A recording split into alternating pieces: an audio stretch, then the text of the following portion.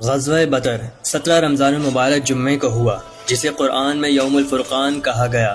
یہ جنگ حق و باطل کے درمیان فیصلہ کن معرکہ تھا جو کفار مکہ کے ظلم و ستم اور مسلمانوں پر کیے گئے مظالم کے نتیجے میں لڑی گئی، جس میں مسلمانوں کی تعداد 313 تھی جبکہ کفار کے لشکر میں 1000 افراد تھے۔ جنگ سے پہلے حضور اکرم صلی اللہ تعالی علیہ وآلہ وسلم نے میدان بدر کا معائنہ کرتے ہوئے اور دشمنوں کے قتل ہونے کی جگہ بتائی، جو بعد میں حرف بحرف سچ ثابت ہوئی۔